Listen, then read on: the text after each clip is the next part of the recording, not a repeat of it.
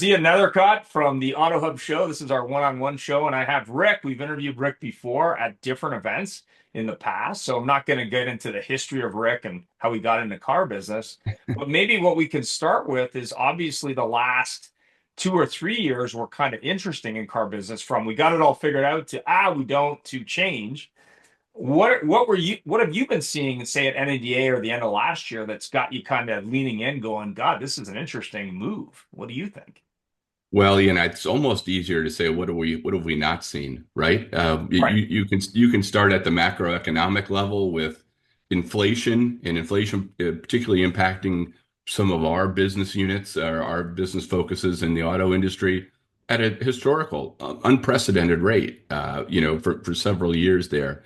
When we look back 2 or 3 years, we're certainly coming off post-COVID. We're coming from in an auto retailing environment where I think we could all would agree it was for the most part a seller's market. Right. That now inventory levels have come back around, and floor plan expense and carrying costs, things like that, become real again. Where it may have potentially even been a profit center in the past, and so you're seeing this shift back, but you're also seeing these pressures on the auto business that ultimately are pressures on the consumer. We're Yeah. seeing interest rates that we haven't seen in a number of years. We continue to see transaction prices escalate on both the new and the used. And you wonder, on the consumer, how much can Mr. or Mrs. Consumer truly take? And then, it's interesting. There's a stat I love, and it said that I think it was 32% of consumers intend to purchase a new vehicle at or around $30,000. And Wow. Ian, the number of vehicles that are actually new vehicles that are priced at $30,000 is like 11%, right? So you've got Yeah. this huge Or gap less. between, yeah, yeah. And that's why we see, average loan terms extending. You put interest rates out there, and there's a point where consumers, it's all they can take, really. I mean, you're stretched as far as you can, and in certainly in our culture, it's an automobile culture, right? In the States, and it's not an option for most people. Well, should I get a vehicle or not? I mean, I need to have a vehicle. So what can I afford, and where do I find it? So, I mean, you look at all these extraordinary events and trends, and then you say, okay, how does that really boil down? Protective, in the asset protection division where I work, we supply F&I products to dealers, and so it's really kind of the consumer buying habits have pushed down. They're constrained, and so you have this kind of confluence of some interesting situations. One is because of the financial strain, they need the protection products more than ever. But because of the strain, they're less able to afford them. And so you had this, how do you thread the needle here, at a time where consumers recognize the need, they see the value, but yet, hey, I have to put groceries on the table. And, if I see one more story about eggs being $46 a dozen or whatever they are today, right? I mean, it's Well, it's funny you bring it's that tough. up. I was reading this article this morning, and it happened to be a Jeep vehicle, not to beat up Jeep by any stretch. I own a Jeep Yeah. product myself. But Jeep is now trying to figure out a way to sell extended warranties direct to consumers with a pop-up on their infotainment system in their car. So I'm sitting there, I'm going, okay, when Tesla does it and they try and sell you autopilot or whatever they're selling, like a cell phone, that's Yeah. not a problem. But when Jeep decides that maybe some of those customers might want it, it's a different problem. But what I thought was really interesting is when you look at things like the merger or the proposed merger of Honda and Nissan, which I hear is Hmm. going sideways. When Yes. you look at sales of different vehicles as they, whether it be new or used, are sliding a little bit in different ways. But to your point, let's just say that average car 10 years ago was 25 or $30,000. Now it's 50. It doesn't matter the market. When you're looking at it, I think what's going to happen, and this is my prediction, and there was some discussion at NDA, you're going to see decontented vehicles moving forward in some cases because you don't need that pickup with 6 screens and CarPlay and Wi-Fi and all this crap. You don't need that, not only because it's expensive, but more importantly, because the consumer just can't afford it. They can't Yeah. afford a basic pickup at $75,000. Like that's not happening. So Yeah. I think that's the most interesting thing as we move forward is you see consolidation, but more importantly, the manufacturers got to start to look at, okay, what are people driving in a test drive environment, new or used? But more importantly, what is that number from a payment point of view in terms of what they can afford to be driving? And are we making a car for that? I Yeah. mean, that's really what it comes down to. There's a dealer that I bought my car from, and back in the pandemic, he was trying to get Ram pickups because it happened to be a Chrysler dealer. He Mhm. couldn't get any with any features because they didn't have chips for another reason. That's right. Yeah, that's right. So what he was doing, instead of buying the stuff that says, "Oh, the feature will be available when we have the chip, we'll ship it to you," but it doesn't work, is he said, "Can I buy a bunch of basic pickups that you can deliver today? Because like I want to sell something. I don't really care." And none of the other dealers were doing that. They're all like, "Yeah, we'll just wait for the chips and it'll be fine and whatever." And he just filled his line with basic trucks that he could get today that he could sell today. So I think that's the interesting thing, especially when you look at new and used inventory. Yeah. I think you're going to see used grow again, and the values will probably go up just because new, I think, is going to get more expensive. But you're also going to see dealers and customers going, "Hey, I just need to get to work. Like, how Yeah. can I do that for the number's always been like 300-400 bucks a month, but whatever that number is." But also, I think leasing is going to change because you're going to see incentivized leasing again. And the reason is affordability, 100%, in my opinion. Yeah.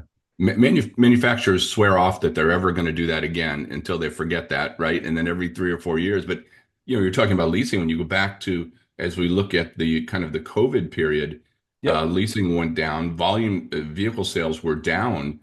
So that's really resulted in a kind of greatly reduced volume of off-lease vehicles that normally make their way into the used vehicle market, right? So we're going to have these troughs of used car availability. So it'll be really interesting. But the story you shared about the Ram pickup, to me, that's a microcosm of one of the most impressive aspects of the automobile retailers, new and used. It's the survival instinct, it's the ingenuity, it's the ability to respond to challenges and changes in the marketplace. Yep. And and I don't know if you agree or not, but I think we're going to just kind of live in a constant state of change.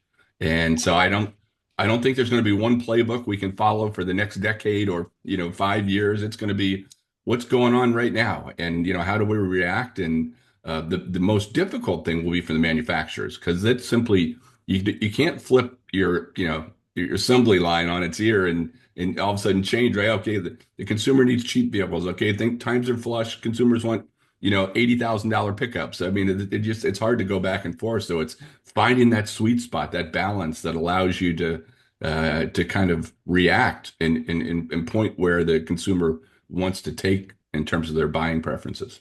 Yeah, it's interesting you bring that up because as part of my MBA, we did an operational project and they compared General Motors and Toyota back in the 80s. So it was not a new study, but they were looking at manufacturing and they were looking at the ability to switch manufacturing based on demand. And they were comparing inventory and days in stock for parts for cars. So I looked at General Motors, they say, okay, their average inventory of parts to build cars is X. And I looked at Toyota, and Toyota's was like, I don't know, one third that amount or something crazy. And then they're like, well, there's no real surprise here as to why Toyota is so much more profitable because they're making these cars, they're switching production, they're changing models, they're doing it on the fly, they're adapting every day because they have an ability to change production. But more importantly, they're getting feedback from the people who make cars. And fast forward, you look at it and you go, okay, now we have in North America, and I'll use North American example, we have plants in Canada, we have plants in the US, and we have plants in Mexico. And now we have a trade war where it's like, oh, we're going to put a tariff here and a tariff here and a tariff here, but not here. And it's like, but what does that mean when your car is moving back and forth and it's made in different places and components are from everywhere? What does that mean? But more Mhm. importantly, to your point, what does that mean from a manufacturer who's trying to make maybe a 3 to 5 year buying decision on components for a car they're going to build that they're hoping to sell, that retailers are hopefully going to stock, and that hopefully customers are going to buy? There's a lot of hope there. And you're seeing this even with big manufacturers like Tesla, where they're saying not Yeah. only is that an issue, you got global issues at the same time. You've got a market in China, which is changing the global demand for cars. You've got different countries changing the way they incentivize different cars. You've got components coming globally from everywhere. So how do you Yeah. do that? I don't know. So I think the big short-term learning, and this is one I get from my buddy there in Pennsylvania, Dilburg, Pennsylvania, Rob Ruth Ford, where basically he said, "Hey, we sell 300 used cars a month. Why do we do that? Because like we have control over it. Like the new cars, yeah, we sell some of those, like we have them, it's fine. But I think you're going to see a lot of dealers go, if I'm inventorying 300 pieces and it's costing me XYZ a month and I'm only moving 100 or whatever that number is, I'm better to inventory lower cost used pieces that I can make more money and I can ship that to supply and demand. But I also think what's going to be interesting, and this is just my 10 cents, as you look at change, and I'll use technology as an example because at NADA this year, I interviewed, I think, about 12 companies. And what I heard, which was different from last year, was yeah, we have AI, but we're not calling it that. We're calling it this. Or we have technology, but it's not scary. It only does these things.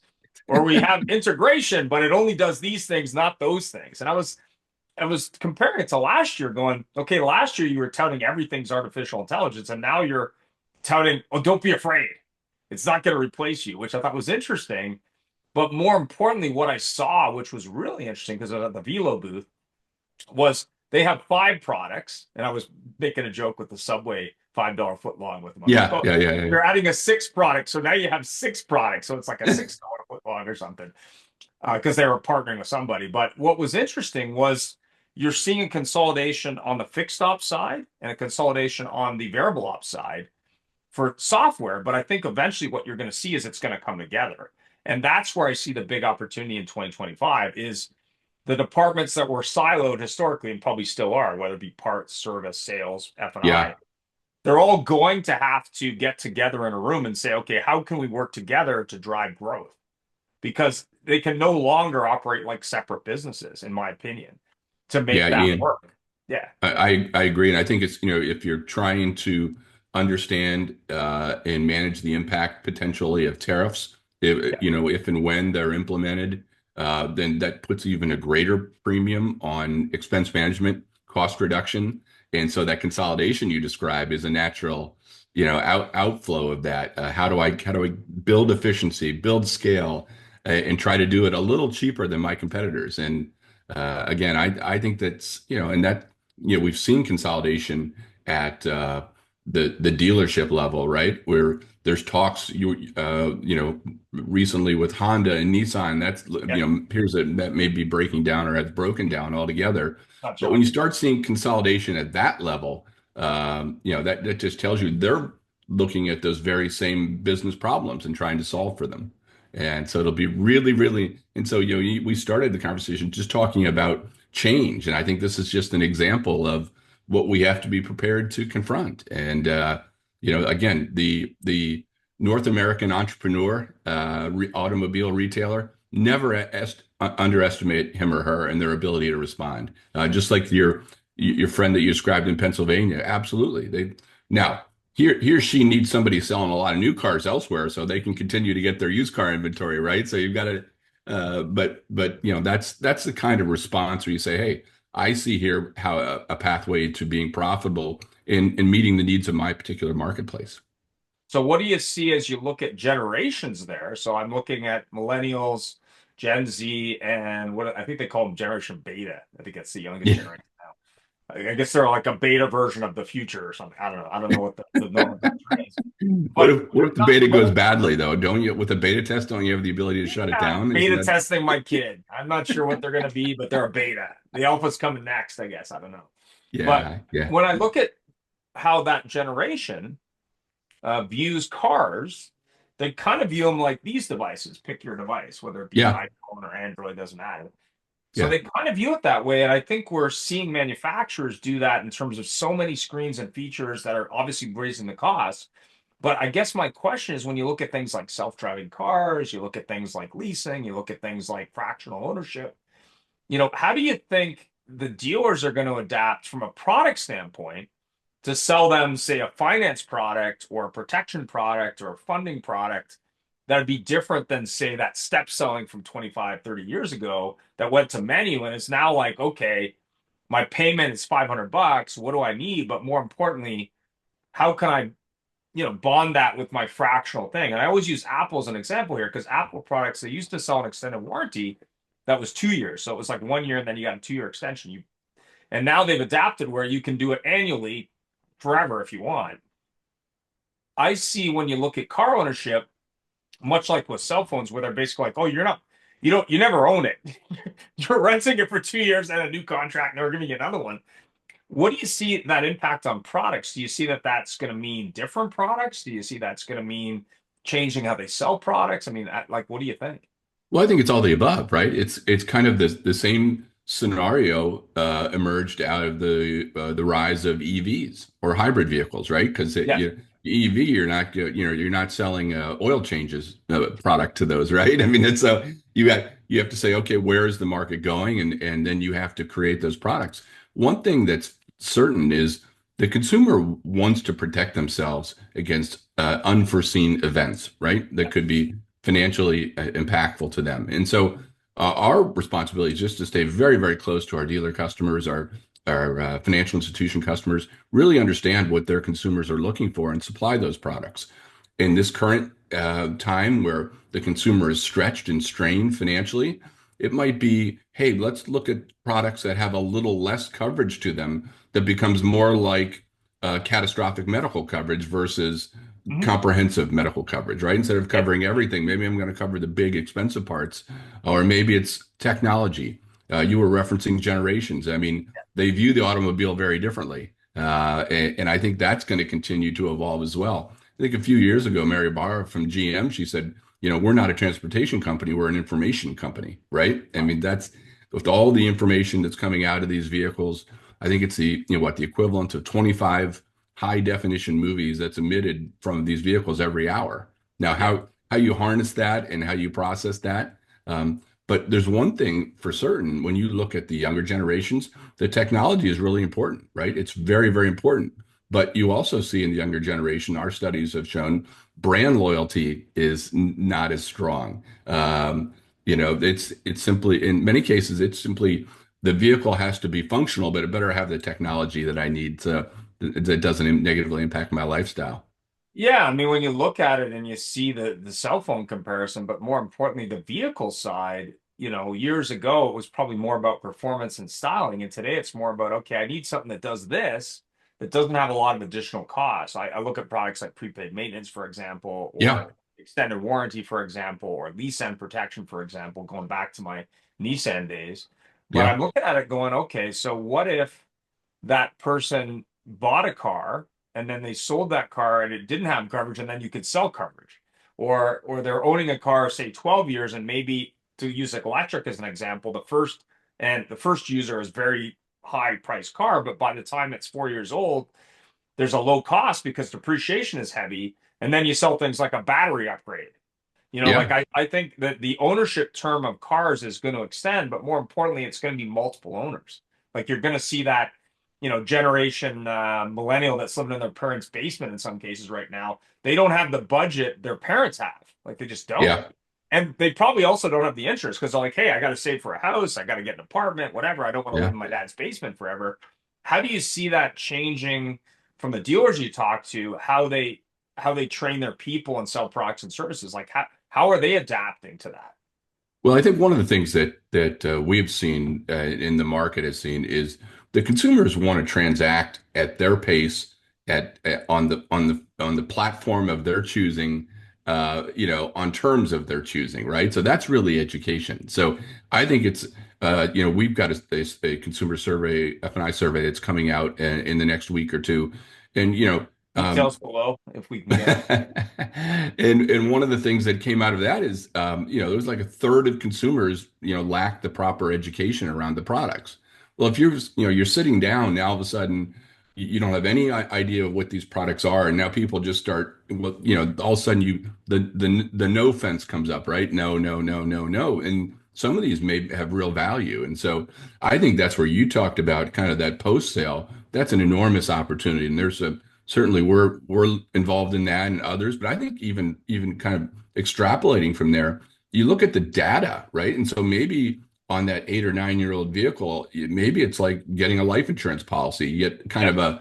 of a health assessment. Maybe there's a way to tie into that. You can assess the mechanical fitness and health of that vehicle, and then you can make an offering based upon that. So I think I think it'll continue to evolve. It'll be a couple of trends that are very interesting. We do have consumers that are just sitting on the sideline. We see that with the average age of vehicles on the road Yeah, continuing to rise, right, to age longer and longer. But there's an end to that as well. yeah, So I think it's going to be very, very interesting. But I would tell my personal opinion is we all need to buckle in. It's just going to be yeah. it's going to be constant change.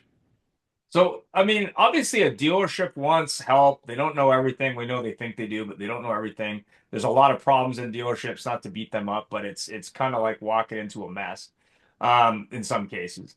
What does your company do in terms of protective? What do you guys do when you start working with a dealer?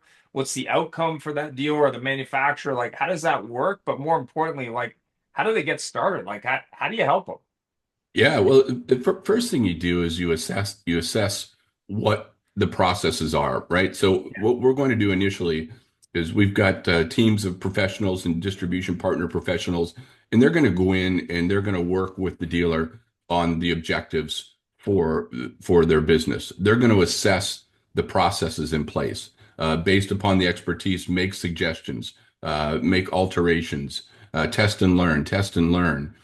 But you really have to challenge. What many times what we find in underperforming dealerships are they either have good processes, but those processes are very, very dated, right? Yeah. So they're not really relevant, or they lack process.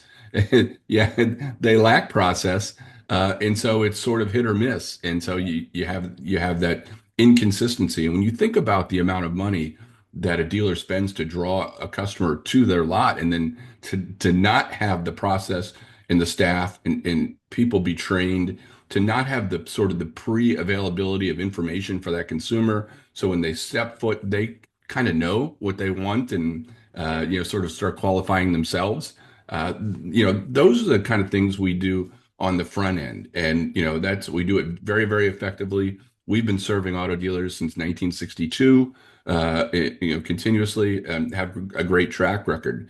But the other area and that we really excel at is wealth building. Yeah. And so when you sell an F&I product, it's essentially a protection commitment based upon the possibility of a future event. Well, Yeah. based upon the reserving, we allow our dealers in many different venues to participate in the underwriting profit of that policy and also participate in the investment income, thus becoming another profit center for the dealership as well. So, and those two fit hand in glove because the more efficient and the more successful we can make the front end processes, people, training, more consumers that are happy with that purchase, the more F&I products that are sold, and then the more those ultimately feed these back end wealth building opportunities for the dealer. So that's really the combination for us that makes us so attractive to dealers. And really, I will tell you, and it sounds corny and really does, but we really approach the business with a servant's heart. If Mhm. you really, we try to, if you approach the business that you want to serve your customer first, ultimately, it always profits will make their way to you. But you get into trouble when you want to put yourself first in line at the expense of the consumer or the dealer. So, if the consumer's happy, the dealer's happy. If the dealer's happy, we're happy and our distribution partners are happy. That's okay. We're good being third or fourth in line.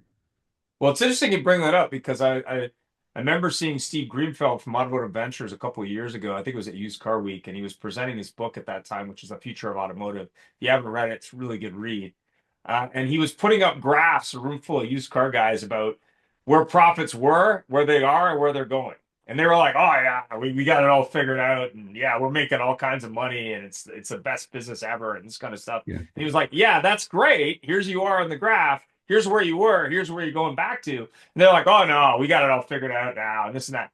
And then we're seeing this now come to pass, and it was Yeah. interesting because I'm looking at it going obviously as a dealer, you've got to look at your front end profit. You got to look at your F&I product profit, maybe some bank finance profit potentially or flooring. And then you got to look at the fixed ops side. But more importantly, you got to look at ways to differentiate yourself that make sense for the customer and you, but more importantly, retention. So I did a show a while ago on recalls, and this was kind of a scary stat to me. The number one Product penetration for recalls completed brand in North America is Stellantis at 70%. So 30% of their cars are never fixed. They got a catastrophic problem, but nobody fixes them. But what was crazier was the other brands as a group were at like, I think 35 to 50% complete. So I'm sitting there going, okay, not only are those cars driving around with potentially a catastrophic issue, nobody's talking to them, but there's a profit margin there for not only going into service, but possibly an extended warranty product, Hmm. possibly an F&I discussion, possibly buying the vehicle because they're not comfortable with it for whatever reason. But when you're talking to dealers about finance products, I think they have kind of these blinders on. I want to sell everything at the first crack. Like I want to sell everyone everything. And I always use the example when I worked for Nissan years ago. I worked for Safeguard and Nissan, so we trained people how to sell finance products. And Hmm. one of the Hmm. smartest agents that I worked with happened to work at a store, and she had a little LCD screen on her desk. So what she would do is it was generally husband and wife, not that that's always the case, and she'd have a video playing of the benefits of the product all the time. So when they sat down, she said the husband would always look at the screen no matter what was on it, and then she'd sell the wife 100% of the time. She said it wouldn't matter if it was hockey or football or product demo, it didn't matter. She said instantly they were distracted. And I thought that was interesting because we had the same thing that we did with some dealers where they had a screen in the service department where they were selling accessories. And everything that was on the screen instead of news was a promo on what accessories you should buy. Like, here's what you should buy. So I was Yeah. curious as to when we look at products from, say, CDK or Tachyon or Reynolds and Reynolds or PBS, where they're trying to do a digital sale and they're trying to do product presentations. Where do you think that's going from, say, a menu to product presentation where they can, give people more of an understanding of the products versus just trying to hard sell them? I mean, where do you think that's going? Yeah, well, I think everything is right. I mean, as consumers, think about how many products in your life where you make purchases, how many of them do you make a physical purchase versus how many are they online, right? I Yeah, mean, you think, okay, it's 11:15, shoot, I forgot I need this and this and this. I'm going to go order it, and yeah, you're on your way, and automobiles aren't quite that impulsive, but I think the same as consumers, we're conditioned to buy that way. And yeah, so I think in dealers recognize this, and this, comes out in our in the forthcoming survey. They recognize that the consumer, where the consumer wants to engage. yeah, You can try to force them into the showroom, but you realize you've got to give them a lot more to get them in the showroom. They're Ian, I don't know about you, but I think the days of going through the Saturday newspaper looking at the car ads, right? Those are kind of, You mean those the have been yellow gone for pages isn't 20 a years. thing anymore? Really? Yeah. Your local newspaper ad with we've got free tires for life or oil change. I saw one. What was it the other day? Free tire storage for life.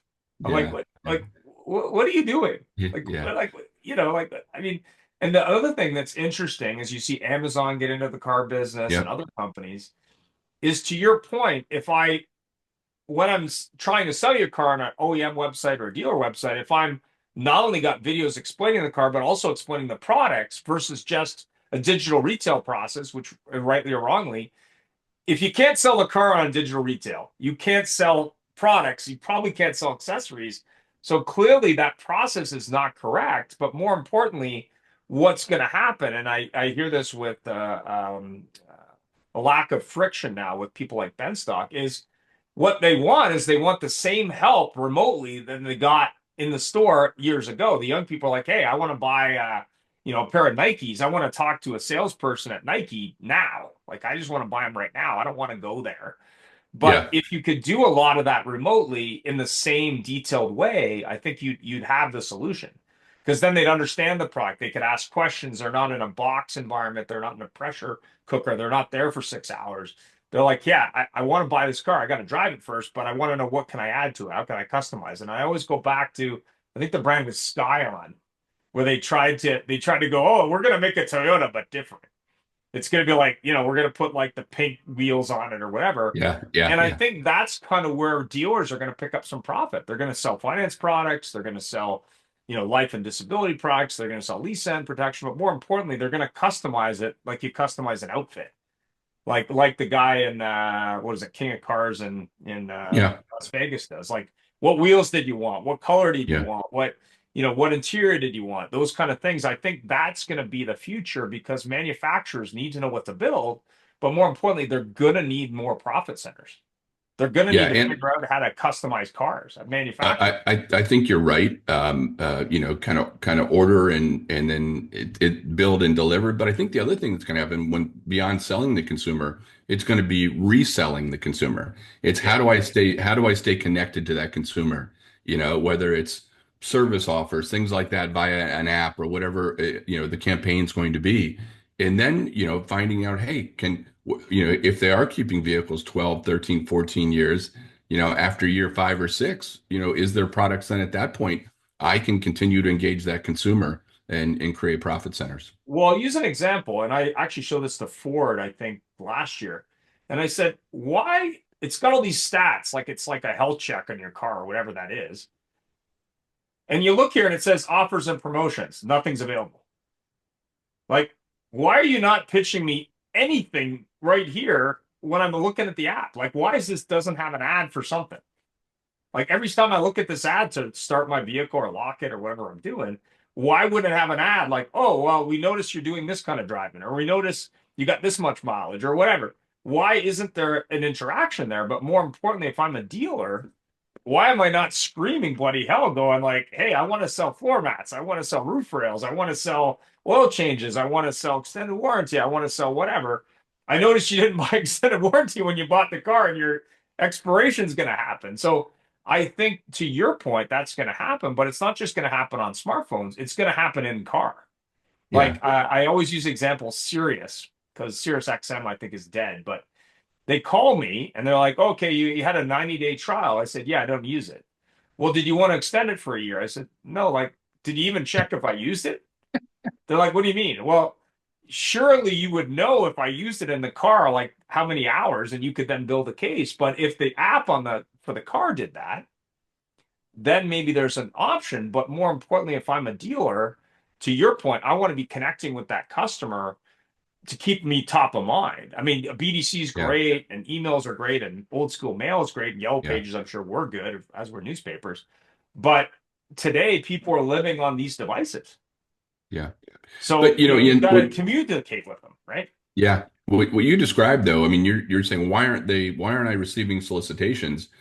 The person next to you might be offended beyond all offenses, right? If they are getting the inundated because every time they drive by a Starbucks or up in Canada a Tim Hortons or something, Yeah. they know you're going by one of those, and you start getting those at right. People view that as intrusive, an invasion of privacy, and so I think it's sort of we talked about meeting the consumer where they want to be met. I mean, you're like, hey, bring it on. I'll decide what I like. I'll delete everything else. Others will be like, you shouldn't be tracking me. You shouldn't know how many left turns I make and, my route to work and how often I'm using my satellite radio. That's my business and invasion of privacy. So, Yeah, but I mean, you look at the movie, I think it's Minority Report, where he's walking by and the ads like pop out and they're like selling to him directly. I think if you do it in such a way that it's on the low end of pushy, I think it's fine. I mean, I always use the example I used on a Porsche Macan product. And I remember I was driving this down a very steep highway, and the warnings on the car were very polite in a weird way, like unlike any other car I ever owned. So instead of saying, service your car now, it would be like, we suggest you look at doing this soon. And I'm like, it was like a brake warning or something, and it like came up on the navigation. It's like you should do this. So I'm in the car, so I called the dealer. I'm like, what does that mean? And they're like, what do you mean? I'm like, I got this warning saying I should service it soon. Does that mean like the brakes are on fire? Does that mean like today? Does that mean like 2 weeks from now? And they're like, well, no, it's just an early warning. So I was kind of like, okay, the language of how you do it has to speak to that customer, but more importantly, to your point, yeah, you don't want to tell them that you've been tracking them for 3 weeks. yeah, yeah, But ironically, in the same app, and not to beat up Jeep, if your child is using it, you can lock down the car in such a way that you could know what the car was doing in a different country.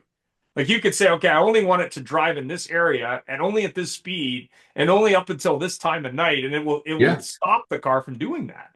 So yeah, how is that any different? I mean, I guess it sort of is, but at the end of the day, I think manufacturers and dealers got to get together and say, hey, we have competition. Congratulations.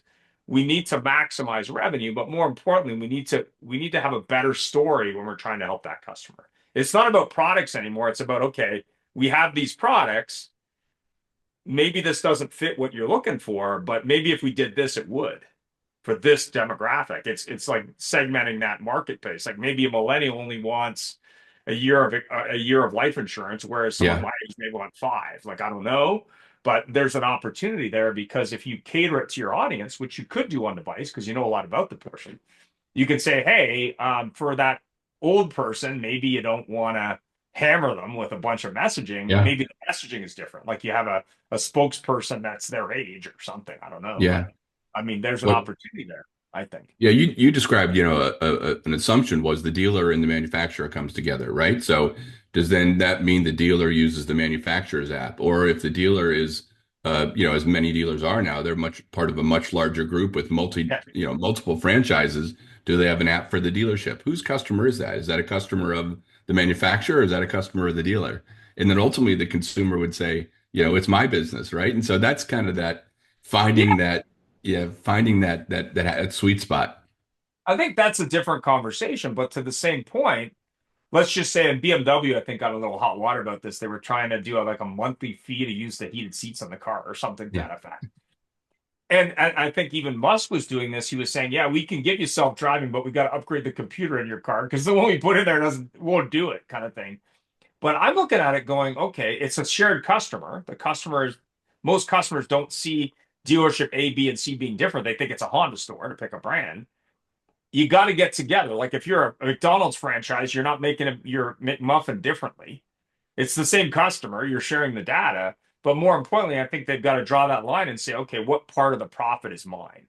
And not only that, as they get more data, they'll know which dealers are doing a better job. And those dealers will probably have a better negotiation. Like when you look at data, and I saw this, I think it was a lot links at the show, and he had this big screen and he was talking about all this data of where people were going and all this stuff. And I'm sitting there going, yeah, that's useful, but more importantly, it's useful to everybody if you get in the same room. But to your point, dealers are territorial. Like they're like, oh yeah, that's my customer. Well, is it though? I mean, if you don't talk to them for 3 years, it probably isn't. Like it's probably anyone's customer at that point. So I guess that's the other question. If I've got access to data, whether it's in my DMS or CRM or from the manufacturer, and they're sharing that data with me, what does that mean for a dealer who say wants to work with Protective and say, hey, I have this data, I want to put it to work. Like, how do I do that? But more importantly, how do I do that in the current time when change is happening? Like, how do I get ahead of that? Yeah. Well, for us, the difficulty is we cannot prescribe a single approach to post-sale marketing.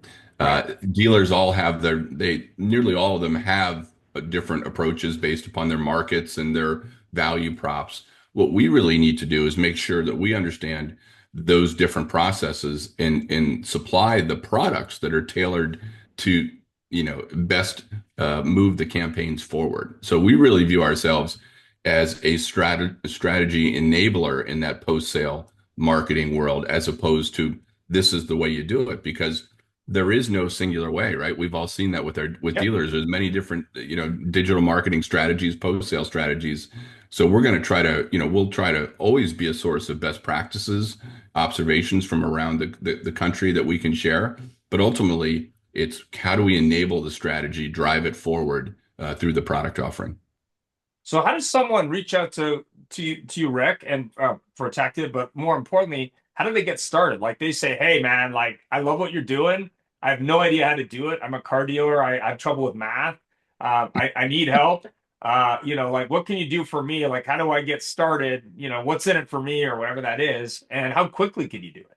Yeah, absolutely. Well, the good thing being a national company is we're very responsive. Our website, protectiveassetprotection.com, reach out to us there. We monitor that. I will tell you, 20 groups, it's very likely that almost every 20 group that a new franchise dealer is in has a protective customer in there in terms of our footprint and our presence. So, but I would say the website, Ian, would be the way to go. And I give you my assurances that we're responsive.